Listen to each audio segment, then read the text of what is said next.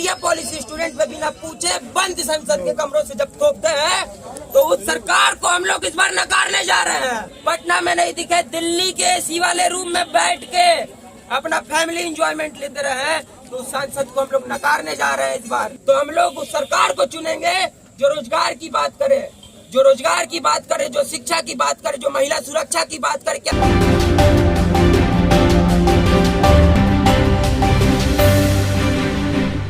पटना साहिब लोकसभा क्षेत्र खुसरोपुर के बाजार में आम जनता जगह जगह पर जाकर अपनी बात को बखूबी रख रहे हैं। इस लड़के ने बीजेपी की पूरी तरह से पोल खोल कर रख दी है। भाजपा अपने कार्यकाल में क्या कुछ काम कर रही है वह सभी के बारे में खुलेआम जनता के सामने रख रहा है। देखिए इस पूरी रिपोर्ट में। जहाँ पे एमएसपी की गारंटी नहीं होती है, जहाँ पे किसानों को अपने मूल अधिकार, अपने फसल के दाम को नहीं अपना दाम देती है, जहाँ पे हम लोग को पढ़ने की व्यवस्था को और महंगा करते जा रहे हैं, हमारे लिए फीस भी थोपते जा रहे हैं, हमारे ये नेप जैसी घटिया पॉलिसी स्टूडेंट पे बिना पूछे बंद संसद के कमरों से जब थोपते हैं तो उस सरकार को हम लोग इस बार नकारने जा रहे हैं। हम लोग उस सरकार को नकारने जा रहे हैं जो हमारे बेरोजगारी, हम लोग बेरोजगार होते हुए हम लोग कुछ नहीं सवाल करते, हमारे रोजगार के बारे में नहीं सोचते, हमारे शिक्षा के बारे में नहीं सोचते हैं, हमारे फसल के बारे में नहीं सोचते हैं।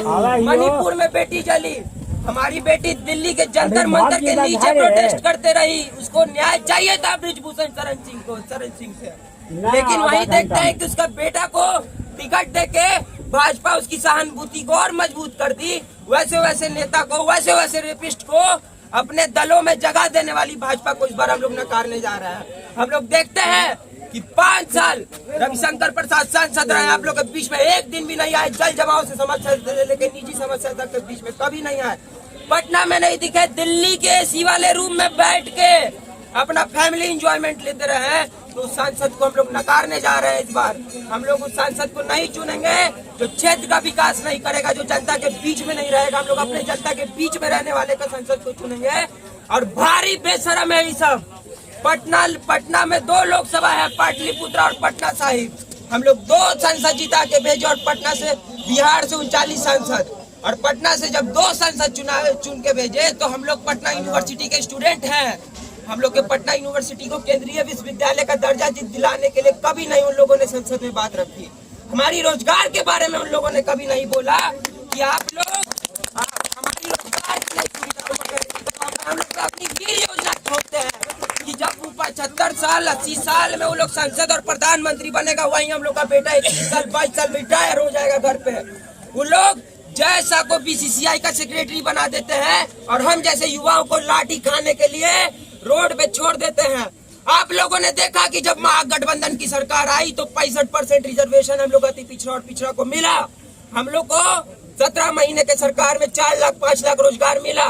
तो हम लोग उस सरकार को चुनेंगे जो रोजगार की बात करे, जो शिक्षा की बात करे, जो महिला सुरक्षा की बात करे कि हमारी बेटी रात के 10 बजे के अंधेरे में भी यहाँ से सही सलामत निकल सकती है।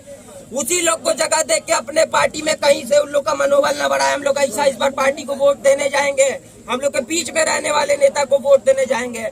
मीरा कुमारी जी का बेटा जगजीवन राम सिंह का नाती हम लोग के बीच में प्रत्याशी बन के आए हैं कि इस बार पटना साहिब के विकास के लिए एक अच्छे प्रत्याशी की चुनाव की जाए, एक अच्छे प्रत्याशी, पढ़े लिखे प्रत्याशी की बात की जाए। तो हम लोग अंशुल अभिजीत को कर्म संख्या 1 पंजा छाप पर बटन दबाकर भारी से भारी मतों से विजय बनाएंगे और